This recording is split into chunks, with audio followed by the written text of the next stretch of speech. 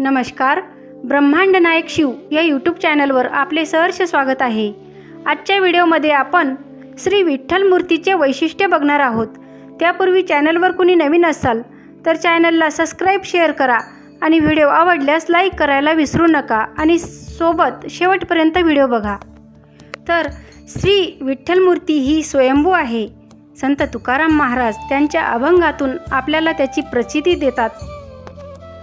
स्वयंभू आमचा विटेवरी उभा, चैतन्याचा गाभा पांडुरंग, नाही घडविला नाही बैसविला, पुंडलिका आला भेटावया, द्वारगेची अवघी घेऊन संपत्ती, आले ऋषी केशी पंढरीशी, तुका म्हणे मूर्ती घडविली जे म्हणती, त्याच्या मुखात किडे पडती. तर श्री विठ्ठलाची पूर्ण मूर्ती ही कटीच्या खालचा भाग ब्रह्मस्वरूप आहे आणि कटीपासून मानेपर्यंतचा भाग हा श्री विष्णू स्वरूप आहे. तर मस्तकाचा भाग हा शिवस्वरूप आहे. श्री विठ्ठल मूर्तीचा हा काळा रंग. मूर्तीचा रंग काळा असला तरी खऱ्या भक्ताला सूक्ष्म दर्शनी इंद्रियाने मूर्ती पांढरीच दिसते. मूर्तीचा भाल प्रदेश हा आज्ञाचक्रातून तेजाची उधळण करतो. श्री विठुरायाच्या मस्तकावरील मुकुट हा पारशी लोकांच्या टोपीसारखा दिसतो. यालाच शिवलिंग असेही संबोधले जाते. देवाच्या मस्तकी म्हणजे एकदम वरील बाजूस शिवपिंड आहे. श्री विठुरायाचा चेहरा किंचितसा उम्मट आकाराचा वाटतो, परंतु देवाच्या मुकुटामुळे तसा तो भासतो. गाल गोल व फुगीर आहेत. श्री विठुरायाच्या गळ्यात कौस्तुभ मण्याचा कोरलेला कंठा आहे. तो छातीवर मार्गदस्तपणे दिसून येतो. देवाच्या कानात मकर कुंडले असून ती खांद्यावर विसावल्यासारखी दिसून येतात. ही कुंडले आपल्याला विकार विसरण्यास सांगत आहेत. ध्यान साधनेद्वारे आपण 9 द्वारापैकी कान सोडून अन्य सर्व द्वारे बंद करू शकतो. कान बंद करणे हे केवळ निर्विकल्प समाधीमध्येच शक्य असते.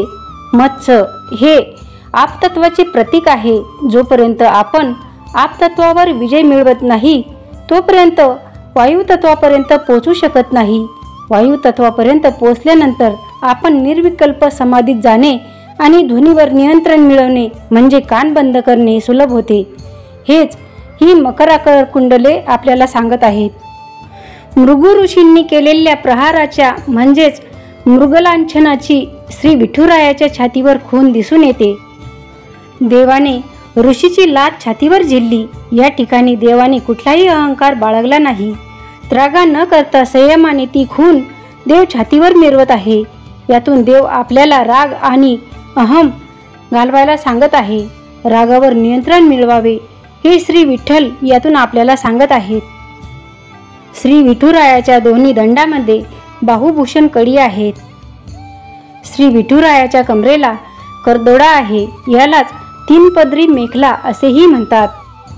वासना षड्रिपू देवाने स्वतःच्या कमरेला बांधले आहे. देव कंबर कसून सर्व गोष्टीसाठी सिद्ध आहे. तसेच मानवानेही करायचे आहे. देवाच्या दोन्ही मनगटात 2 कडी आहेत. श्री विठुरायाच्या डाव्याप्रमाणेच उजव्याही हातात कमरेवर असून तो उघडा आहे. त्या हातात अंगठा वळलेला असून त्यात कमलपुष्पाचा देठ आहे. देवाने वस्त्र नेसले असून त्याचा सोगा दोन्ही पायाच्या मधोमध म्हणजे घुंगरवाळी काठीच्या वरील बाजूस या मूर्तीवर दिसून येतो. देवाचे पितांबर सोन्याचे असते.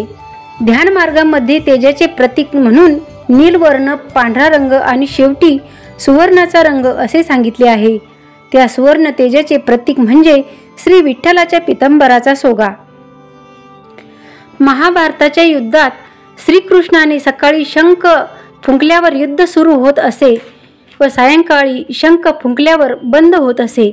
पंढरीच्या विठुराया हा श्रीकृष्णाचाच अवतार आहे. त्याची खून म्हणजे देवाच्या डाव्या हातात शंख आहे. श्री विठुराया हे श्रीकृष्ण अवतारात गुराखी होते. त्याची साक्ष पटवणारी एक खून देवाच्या मूर्तीवर आजही दिसून येते. ती म्हणजे देवाच्या दोन्ही पायामध्ये एक घुंगरवाळी काठी आहे. मुक्तकेशी नावाची एक दासी होती. तिला तिच्या सौंदर्याविषयी खूप गर्व होता. ती विठुरायाच्या दर्शनाला आली तेव्हा तिने देवाच्या पायाला स्पर्श करताच तिची बोटं देवाच्या पायात रुतली. तेव्हा तिला उपरती झाली की माझ्या सौंदर्यापेक्षाही श्री विठुरायाचे सौंदर्य खूप कोमल आहे. त्या मुक्तकेशीचे बोटं रुतल्याची खूण पायावर आजही आपल्याला बघायला मिळते. श्री विठ्ठलाच्या चरणाशी मुक्ती मिळते, परंतु पुंडलिकासाठी प्रत्यक्ष पांडुरंग अवतरला आहे. त्यामुळे मुक्तीपेक्षा भक्ती श्रेष्ठ आहे. भक्ती करूनच मुक्ती मिळते असा याचा आध्यात्मिक अर्थ आहे.